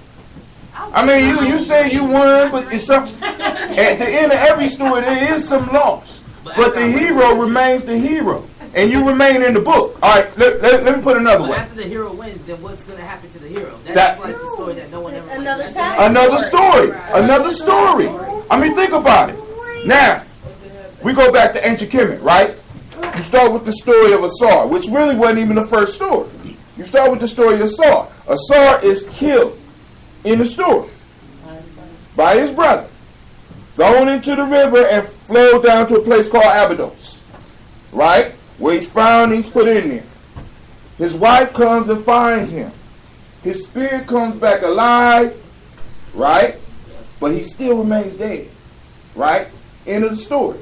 End of the story. Is it really? No, another chapter. His son is born. His son is born, and his son carries on the legacy. You see what I'm saying? So yeah, you in every story you're gonna have ups and downs. You're supposed to have ups and downs because it don't make it will be a boring story if it did. I know, but like if you have like a character who's gonna win, who you already know is gonna win at the end of it, then there's really no point in like adding. That's not true, and I'm gonna prove it to you right this way. Why do you watch any of the anime that you watch? You already know who's gonna win. That's like going to a Batman movie and not knowing that Batman's going. It's called Batman. He's supposed to win. Why do you watch Empire? Okay, I'm gonna be honest. I don't know. I thought that I really did. So when in us writing, in us putting stuff together, in us laying down things, part of the piece that I want y'all to consider is that we need more African storytellers. We need people that can look at the old myths and bring them up to date for us right now. Right? Because now, for me, if I was to go and I was to use the Jesus story, I could break the Jesus story down for you so that you can make it useful in your life right now. But most people ain't taking the time to do that. Like that story with AD. Man, I ain't going to get on that. But, you know what I'm saying? I'm going to leave that alone. Same thing with Muhammad. You know what I'm saying? But I go all the way back to Kemet, and we can look at the stories, because if we look at the story of Asar and Asad, that's basically a story about, if you really look at it, that's a story that's happening right now. It's the story that's happening right now. You have a black man and a black woman. The black man is destroyed. She rescues him and has a child. He is found again, and his body is cut up into 14 parts. She goes around out of her love for him and pick up all his parts, using, and a lot of people don't mention this, using a child that he had with her sister. Did y'all know that? Wait, what? Let's look at the story. Now, in the very beginning of the story, you had Ra. Ra was in love with Nut, which is the sky goddess. But Nut loved Jad, which is the earth. So the sky and the earth was so tight that the sun couldn't rise, and Ra got jealous, and he knew that Nut was pregnant, and he said, "You will not bear a child in the 360 days of my day. In any year, I'm taking all the year. My curse on you is that you're gonna carry those children forever." So she's pregnant. Ra is jealous of Jed, which is actually his father. Crazy, right? It's crazy. So he's jealous. And he tells Nut, "You will never have a child, because in order to have a child, I control the days, and all 360 days of the year belong to me." Hold on. See, because now this is where the myths come in. This is your math, right? So, Nut is friends with Wisdom, whose name is Tahuti.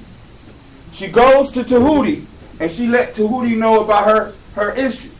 Tahuti is wise. He says, well, the only one that could compete for his light with Ra is the moon. He goes to the moon and gambles with the moon and wins 5 days of life. He takes those 5 days of life and gives them to Nut as a gift. On those 5 days, she gave birth to the 5 children that was in her. The 5 children that was in her was Asar, Aset, Heru the elder, Nebhet, and Set. In the womb, Asar and Aset fell in love. Set loved Aset and was jealous of Asar. Right? But he married Nebhet. Now, also in that, what that showed us is that the black woman not only gave birth to the present, she gave birth to the future, because Heru is actually the child of who? Asar and Aset. But it was in the womb with them at the beginning. Right? So when we go back and we look at the story, all the stories is basically explaining how we get the 365 days of the year, the relationships and the complications of relationships, and what happens with betrayal. And then if we go all the way back through the story, we're able to break it down and get a roadmap for our lives. Same thing with the Jesus story. We can break that down. Same thing with the story of Muhammad. We can break that down. Same thing with the tales of Aesop fables. All of them gives us roadmaps to teach us how to deal with hard times. Now back to what I was originally talking about. Not only did Aset fall in love with Asar in the womb, so did Nebhet, which really made Set angry. Part of Set's issue wasn't just that he was evil. Set was jealous of his brother. Not only are you the oldest, not only are you declared the king of the world, all the women love you. Even my wife. So his wife ended up getting pregnant by Asar. Who? Nebhet. Remember, it's 5 in the womb. I said who? I said ooh. So now Set is really angry. Now going back to the end of the story, rather than I said going up to her sister, and popping her on the head for messing with her brother, blah blah blah, she took the child who was Anubis. I think it was Anubis. Somewhere around. It's one form of Anubis, and used him to find Asar. You see what I'm saying? So even taking bad times, in there they say, take bad times. Take every opportunity to succeed. Sometimes you're going to have to take something that you might think that you might not have nothing to do with and be able to use it to get to your end. Because we got this woman right now who in a sense was childless with her living husband, that's going to take the child of her husband and her sister and use him to find the body parts of the son. All types of complications. That's a story right there, y'all. I'm just saying that we need to do a soap opera. I'm telling you, black folks, We are incredible. What we do. We let other people tell stories. to us. Housewives, Real Housewives of Atlanta, Real Housewives of New Jersey, Hip Hop, Love and Hip Hop Atlanta, Love and Hip Hop New York, Preacher's Wives, Preacher's Daughters, I Love New York, Flavor Flav, Empire, Scandal, Mary Those- Jane. Those are not our stories. Those stories, now let me put it this way. Always remember that when stories are being told, there's an agenda. There's an end I'm trying to get to. When those stories was put together, there was an agenda. There's an end that they're trying to get you to. What is the end? What is the end game of Housewives of Atlanta? That black women are all trashy. No matter how much money and resources that you do have, Mm. or whatever, and you should be a little bit more classier with your resources and everything else, but they're just like an ordinary person, but with just more resources. And that they're conniving sneaky devils that will leave their husband at the first time of trouble. And possibly also like switch their husbands with you depending on whether or not they need to. So, I mean, do y'all see? You see the story being played out, but because it's just entertainment, we let it fly right by us. Well, I mean, to the youth, it may not be just entertainment, because if you keep watching that, eventually you're going to take on and mimic those people that you see that appear to be in the right position financially. They're just in the limelight, so they're going to take on their character. Now, y'all remember there's 5 parts of the human being. We're going to get into that in the book. It's 5 parts of the human being. We have IMESP. Intuition, mental, emotional, spiritual, and physical. But there's 3 parts of the mind. There's the conscious, there's the subconscious, and there's the superconscious. Superconscious connects us straight to the Creator. Anybody know what the job of the conscious mind is? To perceive everything on the earth. Kind of. Perceive everything around you. Major job. Right now, hopefully everybody is in here is conscious. We're conscious. We're awake Absorb and take in. to take in, but its major job is to protect the subconscious. Because the subconscious is like soil, and thoughts and ideas are seeds. So if your conscious mind is not aware of what's going on, it opens up or falls asleep and allows anything to come in and plant it within your subconscious mind. And as it starts taking seed, you start acting out things that were slipped into your subconscious. All right? But we out of time. Any questions or comments? I want to read, let's just do the introduction and then we'll be done. All right. I didn't even know how I got on all that, man. How we get on that? It's okay. Question. Good. He was on the quest. Actually, no, that's my fault. It's all my fault. This handbook is a work in progress. It's an organic living thing that will grow with our tribe. I've been a proud member of the Civil Circle for over 15 years, and I can say that I came into manhood through its process. The handbook is a result of the process that might begin in the mind of our elders and was nurtured in their hearts. There is no way I can write this without saluting. Within the pages, you will find information that you will need to become a warrior or nation builder on life's journey. This book will operate as your roadmap through the way of life. This process will push what you will consider limits and beyond them. By you investing in the process, you will become a better person and will be able to serve your tribe. The most important job of a warrior and a nation builder is humble service. We serve and protect our young and set an example for them as they grow into adulthood. This is a very important thing, and needs individuals who are committed to our young people, for they are the future. In this book, you will learn about the responsibilities of a warrior, and a nation builder. A warrior and a nation builder is a year-round duty. This book is something that I've been working on for the last years and will continue to grow. Each warrior and nation builder is responsible for adding their touch to this handbook. So read, learn, and eventually add to this work. This is compiled from writings that I've been working on through my blog. So we will cover the role of the warrior, nation builder, and elder, guiding principles, the rituals, the spiritual and self-mastery, the stories and proverbs, why we use them and how, social media and its role and our growth, and fundraising.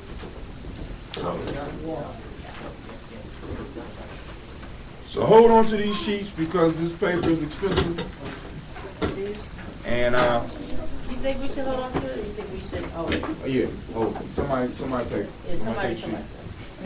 Unless somebody, those that want to take it home and finish reading, but actually you don't have to do that. If you have access to the internet, I can give you a link where you can go through the whole book. Also, we need that, while you're eating, I want y'all to think, young people, I need y'all to think about what material y'all might want to cover. Yeah, y'all might want to cover in the future because we're coming rapidly to the end of Hip Hop Decoded. So we're going to end the session and we're going to start eating and clean up and get up out of here.